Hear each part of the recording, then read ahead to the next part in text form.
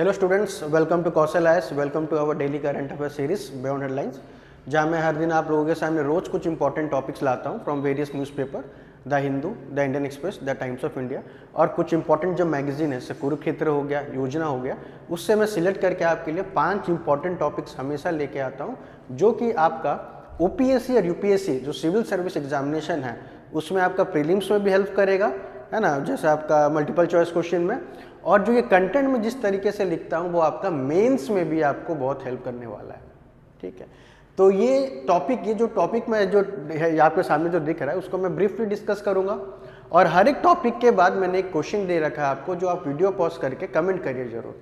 और इसका अगर पूरा कंप्लीट आपको पीडीएफ चाहिए तो वो आप हमारे Telegram group, open Telegram group है हमारा, वहाँ पर उसका जो लिंक है वो मैं डिस्क्रिप्शन बॉक्स में डाल दूंगा, आप वहाँ से इजीली एक्सेस कर सकते हैं, डाउनलोड कर सकते हैं आज का पीडीएफ और रिमेनिंग जो भी मैं पहले से जितना बनाते आ रहा हूँ, क्लास नोट्स है और क्लास लेक्चर, सब आपको वहाँ पे इजीली एक्सेसिबल मिल जाएगा। ठीक है, तो आइए आज जो टॉपिक हम डिस्कस करने वाले हैं थोड़ा देख लेते हैं क्या क्या करेंगे डिस्कस आज। तो जो पहला टॉपिक है बच्चों वो है martial law, global plastic treaty, impeachment of president, ABC rule, Nigeria and India relation. ठीक है, नाइजीरिया एंड इंडिया रिलेशन, ये 5 टॉपिक चलिए डिस्कस करते हैं। ठीक है, क्या होता है। तो पहला बच्चों जो टॉपिक है हम मार्शल लॉ।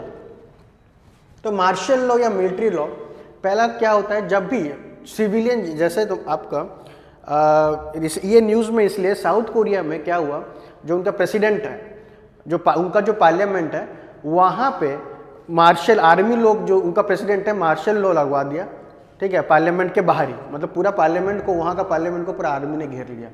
अब जो वहाँ के जो MP है, जो लेजिस्लेटर है, वो लोग डर रहे कैसे निकलेंगे, तो बहुत लोग तो मतलब वॉल कूद के अंदर घुसे हैं, कोई बाहर जा रहे हैं। तो मार्शल लॉ क्या होता है ना कि गवर्नमेंट कंट्रोल नहीं करता उस पर्टिकुलर एरिया में, जो लोकल गवर्नमेंट होगा या फिर स्टेट गवर्नमेंट होगा वो कंट्रोल नहीं करता है सिविलियन को, रैदर सेंटर जो है वो आर्मी भेज देता है। जैसे अगर उड़ीसा या कहीं भी कोई स्टेट ले लीजिए, जैसे उड़ीसा का क्या स्टेट गवर्नमेंट है, झारखंड का स्टेट गवर्नमेंट है, महाराष्ट्र का स्टेट गवर्नमेंट है, खुद का गवर्नमेंट है, लोग वहाँ पे इलेक्ट किए, उनको चीफ मिनिस्टर बने, काउंसिल ऑफ मिनिस्टर बने, लेजिस्लेटर है, बट सेंटर के पास एक अथॉरिटी क्या है, मार्शल लॉ लगाने का, मतलब वो आर्मी रूल वहाँ पे लगा देगा उस एरिया में। जो elected government will no more be functioning, rather army will take control over the civilian and administration part. तो यही कुछ हुआ है साउथ कोरिया में। ठीक है, रैदर कुछ स्पेसिफिक एरिया में, जैसे आर्मी लॉ, मार्शल लॉ का और एक है क्या, या इधर आप पूरा कंट्री में लगा सकता है सेंटर, या फिर एक पर्टिकुलर पार्ट या एरिया में लगा सकता है। तो साउथ कोरिया में खाली वो जो पार्लियामेंट के इर्द गिर्द लगा दिया गया था मार्शल लॉ, ताकि लेजिस्लेटर लोग अंदर जा ही नहीं पाए और डिस्कस नहीं कर पाए, कुछ भी इंपॉर्टेंट बिल होगा ऑपोजिशन को घुसने ही नहीं दे रहे। ठीक है, तो आइए जानते हैं और मार्शल लॉ इंडियन के कॉन्टेक्स्ट में कुछ चेंजेस है इसका, वही पढ़ते हैं क्या, कौन से आर्टिकल में है ये मार्शल लॉ, किस कॉन्स्टिट्यूशन से या किस कंट्री से इंस्पायर्ड होकर लिया गया है, क्या इफेक्ट पड़ता है, कौन इसको लगा सकता है। आइए इसको एक एक करके पढ़ते हैं। तो मार्शल लॉ, जैसा मैंने कहा, पहले तो ये कौन से आर्टिकल में है वो आपको जानना जरूरी है। Martial law is defined, it is mentioned implicitly in article 34 of the constitution of India, under which martial law can be declared in any area within the territory of India. ठीक है, तो article 34 important हो जाता है। ठीक है, इसमें implicitly mentioned है। और एक बात याद रखेंगे, the concept of martial law it has been borrowed from English common law, UK. ये जो इंडिया, ये जो जैसे आप जानते हो कॉन्स्टिट्यूशन में बहुत सारा फीचर्स है, वो खुद इंडिया का नहीं है, वो इंस्पायर्ड है, वो बोरोड है from various other constitutions of the world. जैसे आपका अमेंडमेंट का जो फीचर है वो साउथ अफ्रीका से हमने लिया है। ऑफिस ऑफ गवर्नर हम गवर्नमेंट ऑफ इंडिया एक्ट 1935 जो ब्रिटिश रूल कर रहा था उससे लिया गया है। ठीक है, इस टाइप से जो प्रियम्बल है वो हम यूएसए का कॉन्स्टिट्यूशन से इंस्पायर्ड है। जो हमारा कनाडा से, जैसे हमने क्या लिया है, कनाडा से हमने रेसिड्यूरी पावर ले रखा है, और प्लस जो आप बोलते हैं यूनियन ऑफ स्टेट, ठीक है, जो इंडिया है आर्टिकल 1 बोलता है India is union of state, तो कनाडा से इंस्पायर्ड है। तो सेम जो मार्शल लॉ है वो हमने इंग्लिश कॉमन लॉ से बोरो किया है और वो आर्टिकल 34 के अंडर प्लेस्ड है। ठीक है, फिर इसके बाद जो है उसका प्रोविजंस देखते हैं। मार्शल लॉ जब लगता है, जैसे मैंने कहा क्या क्या अगर लग जाएगा तो कोई एरिया में या पूरा इसको कंट्री में भी लगा सकते हैं। अगर मार्शल लॉ कोई कंट्री या एरिया में लगता है, इट अफेक्ट्स फंडामेंटल राइट्स, जो आपका फंडामेंटल राइट्स है हमारा, ठीक है, जो 6 इंपॉर्टेंट फंडामेंटल राइट्स है, मतलब विद इन आर्टिकल 19 जो में 6 है, और प्लस ऐसे तो आर्टिकल आपका 11 से लेकर 35 तक फंडामेंटल राइट्स डील करता है, तो 12 से लेकर 35 सॉरी। तो ये जो है मार्शल लॉ अगर लग जाता किसी प्लेस में, वहाँ के जो निवासी है उन जो फंडामेंटल राइट्स उनको दिया गया कॉन्स्टिट्यूशन से, उन पर इम्पैक्ट पड़ जाएगा। हालांकि मार्शल लॉ में आपका जो भी हो 2021 रेस्ट्रिक्टेड नहीं रहेगा, बाकी आपका जो भी जितना भी फंडामेंटल राइट्स है they are going to be impacted by this martial law. It suspend the government and the ordinary law code. अगर मार्शल लॉ उस एरिया में लगता है तो वहाँ का जो इलेक्टेड गवर्नमेंट होगा, कोर्ट होगा, वो काम करना बंद कर देगा क्योंकि मिलिट्री टेक ओवर कर लिया। It is impose to restore the breakdown of law and order due to any reason. It can be impose only on 3 grounds: war, external aggression और armed rebellion. It is imposed in some specific area of country. During the operation of martial, the military authorities are vested with abnormal power to take all necessary steps. अगर military authority, अगर martial law लग जाता है ना, तो military लोग को shoot at the site का ऑर्डर दे दिया जाता है। मतलब without any trial, without any arrest, और किसी को विदाउट एनी वारंट किसी को भी शूट कर सकता है। लास्ट पॉइंट इंपॉर्टेंट देखिए, the supreme court held that the declaration martial law doesn't result in the suspension of writ of habeas corpus. This is very important. Article 20 and 21 preserve रहता है martial law में, ठीक है। Protects against arrest, right to liberty जो होता है, right to life and liberty, and article 20 ये किसी भी केस में ये आपका वायलेट नहीं होगा। Always this fundamental rights will remain intact, चाहे वो प्रेसिडेंट रूल हो, नेशनल इमरजेंसी हो या मार्शल लॉ क्यों ना हो। हाँ, सुप्रीम कोर्ट जैसे ये हेबियस कॉर्पस बोला कि writ of habeas corpus, this is very important, ठीक है। अंडर आर्टिकल 32 जो होता है, what is habeas corpus? To have the body of. अगर कोई अरेस्ट कर लिया मार्शल लॉ में, क्या विदाउट वारंट अरेस्ट कर लेता है मिलिट्री लॉ, तो but habeas corpus the citizen, the aggrieved person जो अरेस्टेड है या उसको कोई भी family member, they can file writ in supreme court to have the body of, they can file writ of what? Habeas corpus. ये supreme court में petition file किया जाएगा कि जिनको अरेस्ट किया गया उनको कोर्ट में मैजिस्ट्रेट के सामने 24 घंटा में पेश करो। That is what? Writ of habeas corpus, ठीक है। तो क्वेश्चन मैंने आपको दिया है, इसको आप सॉल्व करेंगे। मार्शल लॉ पे इतना था। फिर और एक इंपॉर्टेंट है जो आज न्यूज में चल रहा है, द ग्लोबल प्लास्टिक ट्रीटी। इसके बारे में थोड़ा ब्रीफली मैं बताता हूँ। ये जो है आपका इंटरनेशनल जो कमिटी मीट हुआ था 5 नंबर, इससे पहले द ग्लोबल प्लास्टिक ट्रीटी 2022 में, ठीक है, 2022 में एक यूएन का रेजोल्यूशन में अडॉप्ट किया गया था। 2022 एक यूएन का रेजोल्यूशन में अडॉप्ट किया गया ट्रीटी को, जहां पे बोला गया था कि हम प्लास्टिक को पूरा वर्ल्ड में बैन करेंगे, धीरे धीरे करके फेज आउट करके बैन करेंगे। अभी तक ग्लोबल प्लास्टिक ट्रीटी पे 5 मीटिंग हो रखा है। अभी रिसेंटली एक मीटिंग हो रखा है हमारा, इसमें साउथ कोरिया में ही हो रखा है। साउथ कोरिया देखिए बहुत चर्चे में अभी, ठीक है। तो रिसेंटली एक जो लास्ट मीट जो आईएनसी जो 5th नंबर का जो मीटिंग है उसका साउथ कोरिया में वहाँ पे है, और चर्चा में इसलिए कि ये जो मीटिंग जो हुआ 5th मीटिंग में भी एक कॉन्सेंसस में हम लोग आ नहीं पाए। अराउंड 170 नेशन पार्टिसिपेट किए थे इस मीटिंग में, बट फिर भी डिसाइड नहीं हुआ कि प्लास्टिक को बैन करना है कि नहीं। उसमें से मोस्ट इंपॉर्टेंट इंडिया ने खुद मना कर दिया कि अभी India is not in a position to ban plastic. Plastic को बैन क्यों इसलिए इजीली नहीं किया जा रहा, हालांकि इंडिया सिंगल यूज प्लास्टिक को बैन कर रखा है, but other than that single use plastic क्या होता है, जो डिस्पोजेबल जो आइटम्स होता है प्लास्टिक का, उसको बैन कर रखा है। But plastic for packaging, carrying, package food, package जो वाटर होता है उसमें वो भी प्लास्टिक है ना, उसको बैन नहीं किया क्योंकि इंडिया में या फिर बहुत सारे कंट्री में ऑल्टरनेटिव नहीं मिल रहा है प्लास्टिक का, जो कि सस्टेनेबल हो, जो कि इकोनॉमिकल हो। तो इंडिया इसलिए अभी मना किया है, अभी कुछ सालों तक अभी डिसीजन नहीं लिया है कि उसको प्लास्टिक इमीडिएटली बंद करना है कि नहीं करना, ठीक है। तो वही है, तो इंडिया भी ग्लोबल प्लास्टिक ट्रीटी पे अग्री नहीं कर रहा है because of not sustainable alternative available to India. जब सस्टेनेबल ऑल्टरनेटिव अवेलेबल हो जाएगा प्लास्टिक के जो ऑल्टरनेट, अगर कुछ प्रोडक्ट हम डिस्कवर करते हैं, इन्वेंट करते हैं, बनता है, then we can easily go for ban of plastic. But अभी रिसेंटली 2022 में India single use plastic ban किया था, जब ग्लोबल ट्रीटी प्लास्टिक ट्रीटी जब साइन हुआ था यूएन रेजोल्यूशन 2022 में, ठीक है। तो इससे जो इंपॉर्टेंट है, जैसे मैंने कहा, टू एंड प्लास्टिक पॉल्यूशन, जैसे आपको पता है, तो ऑब्वियसली प्लास्टिक तो नॉन बायोडिग्रेडेबल है, threat to environment, decompose easily होता नहीं है।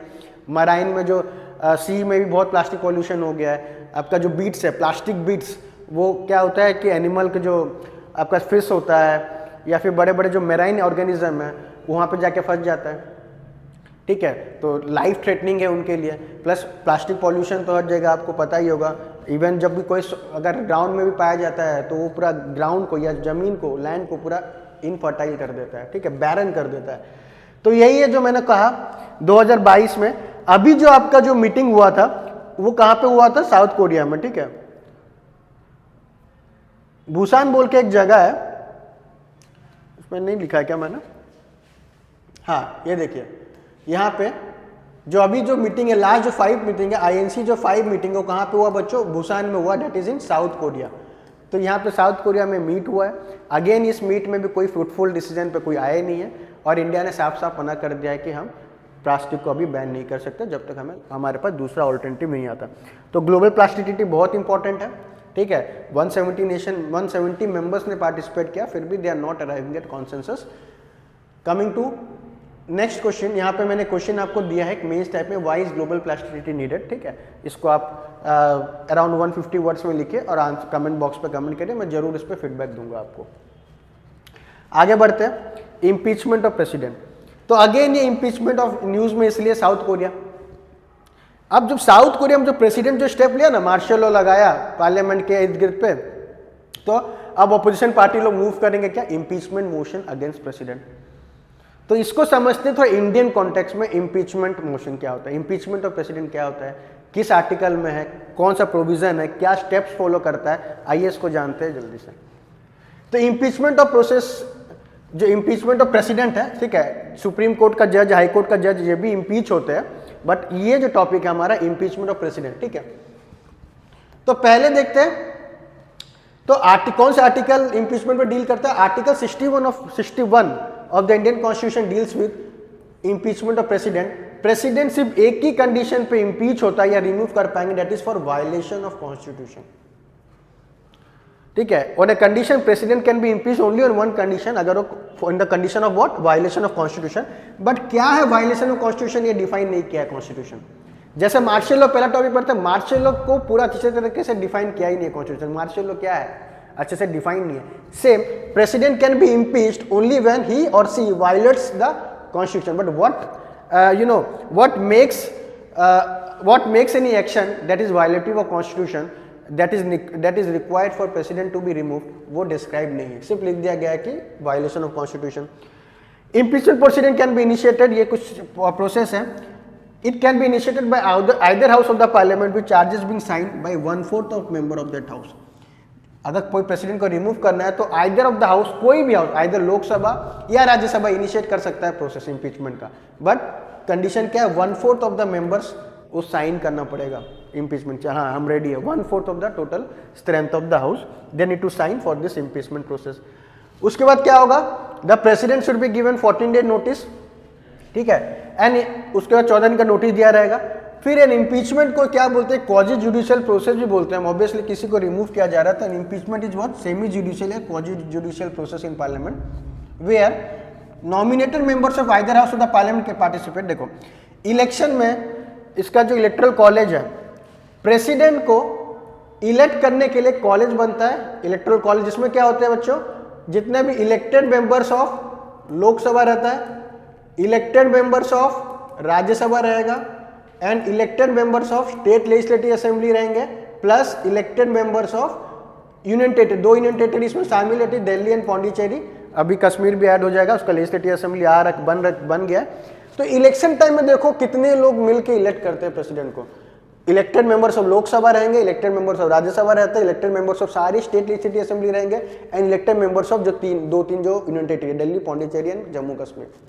बट रिमूवल के टाइम में इनका जो इलेक्टरल कॉलेज है, रिमूवल टाइम ये सब मेंबर पार्टिसिपेट नहीं करेंगे। रिमूवल टाइम में आप याद रखना, all the members, all the elected and nominated members of, all elected plus nominated members of ये पार्लियामेंट, इम्पीच रिमूव करते वक्त स्टेट लेजिस्लेटिव असेंबली पिक्चर से हट जाएगा, दिल्ली, पौंडीचेरी, ये सब पिक्चर से हट जाएगा। और यहाँ पे इलेक्टेड, जैसे इलेक्ट खाली जो जब हम प्रेसिडेंट को इलेक्ट करते हैं तो उसमें सिर्फ इलेक्टेड मेंबर्स ही वोट करते हैं। बट जब हम ये इम्पीच करते, रिमूव करते हैं, तो यहाँ पे इलेक्टेड के साथ साथ कौन कौन आएगा, नॉमिनेटेड मेंबर्स भी जुट जाते हैं पार्लियामेंट के। मतलब लोकसभा के elected members and nominated members और राज्यसभा के इलेक्टेड मेंबर्स नॉमिनेटेड मेंबर्स दोनों मिलकर वोट करते हैं रिमूवल में। रिमूवल में स्टेट या यूनियन टेरिटरी का कोई रोल नहीं होता, ठीक है। और एक बात मजे की है, आज तक कोई प्रेसिडेंट इम्पीच हुआ ही नहीं, आज तक कोई प्रेसिडेंट को निकाला गया नहीं है इन इंडिया, ठीक। ये भी एक बहुत इंपॉर्टेंट पॉइंट आपका बन जाता है इम्पीचमेंट ऑफ प्रेसिडेंट के लिए, ठीक है। आगे चलते हैं। एक क्वेश्चन मैंने आपको दे रखा है, इसको आप सॉल्व करिए और कमेंट बॉक्स पे आंसर पोस्ट करिए। फिर ये आज का बहुत थोड़ा इंटरेस्टिंग टॉपिक बोल सकते हैं, ABC रूल। यहाँ पे देख रहे हो स्ट्रीट्स में बहुत डॉग है, तो आप सभी जहाँ भी आप रह रहे होगे, खास करके मेट्रोपॉलिटन एरिया में आप रहते हो, तो ये अब बिना कॉमन फेनोमेना हो गया कि रास्ते में बहुत सारे स्ट्रीट डॉग्स दिख रहे हैं, ठीक है। कहीं भी आप जाओगे या थोड़ा सा सुनसान एरिया में जाओगे मेट्रोपॉलिटन सिटी में, तो इतना स्ट्रीट डॉग देखेंगे। तो क्या हो रहा है, रिसेंटली ओडिशा में 5 लाख से ज़्यादा लोग को एक साल में डॉग बाइट केसेस में शिकार हुए हैं, और डॉग बाइट में बहुत लोग मर रहे हैं, क्योंकि जो स्ट्रीट डॉग है ये वैक्सीनेटेड रहते नहीं है, ठीक है। और ये जब किसी को काट लेता है तो एक होता है जो डिजीज होता है, उसको क्या बोलते हैं, रेबीज, ठीक है, रेबीज हो जाता है। तो इसके लिए जो इतना जो स्ट्रीट डॉग्स कंट्रोल करने के लिए गवर्नमेंट ने एक प्रोग्राम चला रखा है, एक है that is known as rule, जो है ABC rule. What is ABC? Animal birth control, animal birth control rule. तो ABC जो रूल है सारे एनिमल के लिए नहीं है, ये डॉग के लिए है, जहाँ पे क्या करते हैं, स्टेरिलाइज किया जाता है डॉग्स को, स्ट्रीट डॉग्स को स्टेरिलाइज किया जाता है, क्योंकि इनका पॉपुलेशन अब बहुत बढ़ रहा है, कंट्रोल्ड वे में नहीं बढ़ रहा है ना। कोई भी रास्ते में आपको दिख जाएगा 10-15 कुत्ते। तो अब ह्यूमन राइट्स इसमें आप वो पेटा वाले लोग आ रहे हैं, people for ethical treatment of animal, वो बोल रहे नहीं ऐसा नहीं, तो इसको मारेंगे नहीं, मतलब एक होता कलिंग, ठीक है। इतना एक कलिंग ना करके, कलिंग मतलब क्या होता है, जैसे आप सुनेंगे कलिंग वर्ड, किल कर देंगे, ठीक है, मतलब मार ही देंगे, तो ये एनिमल वेलफेयर जो के उसके खिलाफ है, बहुत सारे NGOs में आ जाएंगे। तो एक डिसाइड हुआ ABC रूल में हम क्या करेंगे, इसको स्टेरिलाइज करेंगे, ताकि ये प्रोडक्शन या रिप्रोडक्शन और ना कर पाए और पॉपुलेशन इसका कंट्रोल तरीके से बढ़े, ठीक है। तो वही ABC रूल बताता है। और देखिए जो क्यों न्यूज़ में Orissa so 5.2 lakh dog bite cases in 2 years, ठीक है, इतना केसेस दिख रहा है, बहुत सारे छोटे छोटे बच्चों का तो जान भी चले जा रहा है इस केसेस में डॉग बाइट से, ठीक है। तो इसलिए गवर्नमेंट लेके आया। तो इसका जो इम्प्लीमेंटेशन क्या है देखो, तो पढ़ लेते हैं। द रिस्पॉन्सिबिलिटी फॉर द ये वैक्सीनेशन जो है कैरी आउट, स्टेरिलाइजेशन प्रोसेस कौन कैरी करेगा, it rise with respective local bodies, municipal corporation and panchayat. Local bodies पे जिम्मे दे दिया गया है कि जो स्ट्रीट डॉग्स है उसको आइडेंटिफाई करके उसको स्टेरिलाइज करना है, ये प्रोग्राम, ठीक है।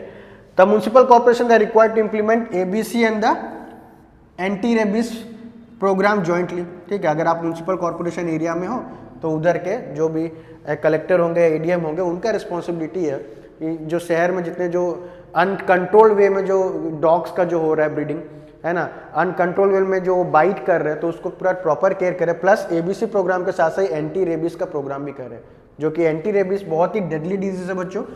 ये एक ऐसा डिजीज है, रेबीज है, जिसका कोई ट्रीटमेंट नहीं है, ठीक है। हालांकि वैक्सीन है, बट अगर ये हो गया, अगर आप डायग्नोज नहीं कर पाए 14 दिन तक अंदर, आप फिर इसको छोड़ देते लीनियंटली, तो आपका एक ही होगा, डायरेक्ट डेथ, ठीक है। तो रेबीज सबसे बड़ा खतरनाक बीमारी है, ठीक है। तो डायरेक्ट ये डेथ 14-15 दिन में आपका मतलब मरना तय है, ठीक है। इसके लिए कोई भी क्योर नहीं है। तो आते हैं फिर, ये क्वेश्चन मैंने आपको दिया, इसको सॉल्व करिए, ठीक है। तो टॉपिक आज का जो सेशन है उसका लास्ट टॉपिक करते हैं नाइजीरिया, ठीक है। नाइजीरिया न्यूज़ में है क्योंकि रिसेंटली क्या हुआ था, जो हमारे जो प्राइम मिनिस्टर है नरेंद्र मोदी, वो विजिट करने गए थे अफ्रीका, जिसमें बीच में उन्होंने हॉल्ट लिया था नाइजीरिया में, ठीक है। तो ये नाइजीरिया क्यों इंपॉर्टेंट होता है बच्चों, क्योंकि नाइजीरिया हमारा जो अफ्रीका का है सबसे लार्जेस्ट इकोनॉमी है, अफ्रीका का सबसे लार्जेस्ट इकोनॉमी है और लार्जेस्ट डेमोक्रेसी भी है, इसलिए नाइजीरिया जो मैप है देखिए। प्लस नाइजीरिया ओपन टू देखिए साउथ अटलांटिक ओशन है। क्वेश्चन इस तरीके से बनता है, surrounding area of which of the members which of the countries surrounding Nigeria, ठीक है। प्लस आपका ये कौन सा सी से ओपन है, कहीं पूछ लेगा Nigeria is a landlocked country, ये भी गलत हो जाएगा, Nigeria is open to south Atlantic, ठीक है। तो आइए नाइजीरिया के बारे में कुछ इंपॉर्टेंट फोकस करते हैं और इंडिया का रिलेशन क्यों इससे बिल्ड करना चाहता है। तो देखिए पहला क्या है, Nigeria is both the largest economy and the largest democracy of Africa, इसलिए ये आपको इंपॉर्टेंट बना देता है। पहला ही स्टेटमेंट बहुत इंपॉर्टेंट है, Nigeria is both the largest economy and largest democracy in Africa. ठीक है, अब ट्रेड के मामले में आते हैं तो इंडिया और नाइजीरिया और चाइना के बीच में कुछ ज़्यादा ही ट्रेड हो रहा है। ठीक है, इन द सेंस देखो, Nigeria currently has 200 Chinese companies, Nigeria के अंदर खुद ही 200 से ज़्यादा कंपनीज नाइजीरिया के अंदर पाया जा रहा है। और नाइजीरिया क्या है, the China's largest export market and the second largest trading partner in Africa. On the other hand China is Nigeria's third largest export market. ठीक है, तो यहाँ पे देखा जा रहा है नाइजीरिया और चाइना का जो टाई है वो काफ़ी स्ट्रांग हो रहा है। और नाइजीरिया एक बोल के लार्जेस्ट इकोनॉमी है अफ्रीका में। अफ्रीका जो एक स्टेटमेंट हम लोग आप सुने होंगे कि अगर डिकेड, ठीक है, आने वाला डिकेड किसका होने वाला है, आने वाला डिकेड होने वाला है अफ्रीका का। ठीक है, जैसे इफ द डिकेड वाज, ऐसा कुछ स्टेटमेंट था कि आने वाला जो डिकेड हो रहा है वो होगा अफ्रीका, क्योंकि Africa is full of natural resources. अभी तो इतना नेचुरल रिसोर्सेस है कि वहाँ पे कंट्री लोग उसको मतलब क्या बोल रहे हैं, एक्सप्लॉइट या एक्सप्लोर ही नहीं कर पा रहे। रिच इन मतलब पूरा वर्ल्ड में जितना नेचुरल रिसोर्सेस है, और अभी जो चल रहा है क्रिटिकल मिनरल्स, ठीक है, क्रिटिकल मिनरल्स बहुत ज़्यादा इसमें अफ्रीका में पाया जाता है। तो सारे कंट्री देख रहे हैं आपकी जो भी है अफ्रीका से लिंक बना रहे हैं, अफ्रीका में इन्वेस्टमेंट कर रहे हैं। और अफ्रीका में सबसे जो इम्पोर्टेंट जो है, जो डेमोक्रेटिक नेशन है या जो पाइवटल पॉइंट है वो नाइजीरिया है। तो चाइना ह्यूज इन्वेस्टमेंट कर रखा है नाइजीरिया में, ताकि उससे जो नाइजीरिया के थ्रू वो अफ्रीका को जो रिच मिनरल रिसोर्सेस है उसको एक्सप्लोर कर पाए। ठीक है, और अब अच्छा फ्यूचर हमारा क्या हो रहा है, फ्यूचर भी हमारे ईवी सेक्टर में घुस रहे हैं। ईवी सेक्टर के लिए हमें अगेन चाहिए सेमीकंडक्टर, ठीक है, क्रिटिकल मिनरल्स फिर चाहिए इसके लिए। तो जो भी है, तो Africa rich in this deposits है। और जो चाइना, अब ऑब्वियसली अगर किसी को भी अगर एंट्री करना है तो चाइना का एक पॉलिसी और एक आप यहाँ पर जानते हैं, डेट ट्रैप पॉलिसी। नाइजीरिया में इतना इन्वेस्ट कर दिया, जैसे रिसेंटली आपका ह्यूआई भी चाइना का एक टेलीकम्युनिकेशन कंपनी है, वो भी चाइना ने नाइजीरिया में एस्टेब्लिश कर दिया है कंपनी ह्यूआई। अब ह्यूआई कंपनी से एस्टेब्लिश करने का है, चाइना को क्या एडवांटेज मिल गया कि नाइजीरिया में जितने लोग हैं ना सब ह्यूआई के सिम यूज़ कर रहे हैं, ह्यूआई के मोबाइल यूज़ कर रहे हैं। इवन चाइना इनको साइबर जो लॉ है, साइबर फ्रॉड ट्रैक करने का ट्रेनिंग भी दे रहा है नाइजीरिया को। तो पूरा डेटा जो नाइजीरिया का लोगों का जो पॉपुलेशन का डेटा पूरा चाइना के पास रह गया। ठीक है, तो चाइना इतना इन्वेस्टमेंट कर दिया है, प्लस सारा डेटा भी चाइना के पास है, तो कभी भी इसको डेट ट्रैप में फंसा सकता है या फिर इसको कैप्चर कर सकता है। अगर नाइजीरिया जो कैप्चर हो जाएगा तो पूरा वर्ल्ड के लिए ये डेंजरस हो सकता है, क्योंकि Nigeria is the main focal point of Africa, जिससे चाइना पूरा अफ्रीका को एक्सप्लॉइट कर सकता है और सारा रिच मिनरल्स जो है अपने पास रख लेगा। ठीक है, तो इसलिए इंडिया और नाइजीरिया का जो रिलेशन, इसलिए प्रधानमंत्री ने, भले उनको कहीं जाना और था, बट नाइजीरिया में स्पेसिफिकली हॉल्ट लेके मीटिंग किया उनसे प्रेसिडेंट के साथ। और एक इंपॉर्टेंट पॉइंट बनता है, नाइजीरिया ने जब ये मीटिंग हुआ था तो हमारे जो मोदी को, प्राइम मिनिस्टर मोदी को एक अवार्ड दिया था, that award is known as the grand commander of order of the Niger, ये एक अवार्ड। ठीक है, तो जो नरेंद्र मोदी है ये दूसरे व्यक्ति बनते हैं आफ्टर क्वीन एलिजाबेथ जिनको ये अवार्ड दिया गया है। नाइजीरिया का सेकंड अवार्ड है, second most highest national award है, the commander of order of Niger, जो कि फॉरेनर्स को सिवाय एलिजाबेथ II के उसके बाद किसको दिया गया, प्राइम मिनिस्टर मोदी। तो ये भी अगेन इंपॉर्टेंट बन जाता है। ठीक है, तो और एक रिसेंटली फिर और के जैसे लोकेशन वेक्टर ज्योग्राफिकल पर्पज में अगर क्वेश्चन पूछ सकता है तो लेकी डीप सी पोर्ट कहाँ पे है, Lekki deep sea port recently news is related to what. तो लेकी डीप सी आपका नाइजीरिया में है, जैसे Nigeria open to south Atlantic ocean है, तो ये बहुत इंपॉर्टेंट है क्योंकि this port is one of the largest in west Africa. तो ये पॉइंट आपका मैपिंग के हिसाब से ये इंपॉर्टेंट हो जाएगा, लेकी डीप सी पोर्ट। तो इसलिए नाइजीरिया इस पर बहुत इंपॉर्टेंट टॉपिक है। इंडिया और उसका रिलेशन आप बहुत अच्छे से जानिए, उसको लिखिए आप। और कुछ कुछ की पॉइंट्स है जो मैंने आपको बता दिया है, जैसे पोर्ट हो गया, सराउंडिंग कंट्रीज ऑफ नाइजीरिया हो गया, ठीक है, फिर जो अवार्ड हो गया जो पीएम को दिया गया, तो ये सब आपका। तो हमारा एक नया बैच स्टार्ट हो रहा है 19 दिसंबर को, इसमें अगेन डेट चेंज करना होगा। ठीक है, तो 19 दिसंबर को स्टार्ट हो रहा है हमारा बैच। तो जिसमें हम क्या प्रोवाइड करते हैं, prelims, mains, optional, CSAT class, interview guidance, updated study material, सब A to Z facility under one roof हम प्रोवाइड करते हैं आपको। तो जल्दी से अगर आपको रजिस्टर करना है तो दिए गए कॉन्टैक्ट नंबर पे आप मैसेज करिए, कॉल करिए और अपना जो सीट है इसमें सिक्योर करिए इस बैच में, जो दिसंबर 19 से स्टार्ट हो रहा है। अगर आपको ये वीडियो अच्छा लगा होगा, इन्फॉर्मेटिव लगा होगा, कुछ भी जानने को आपको मिला होगा, अपने दोस्तों के साथ जरूर शेयर करिए, लाइक करिए, सब्सक्राइब करिए। मिलते हैं आपसे कल नेक्स्ट ब्लॉग में, नेक्स्ट सीरीज में। ठीक है, थैंक यू।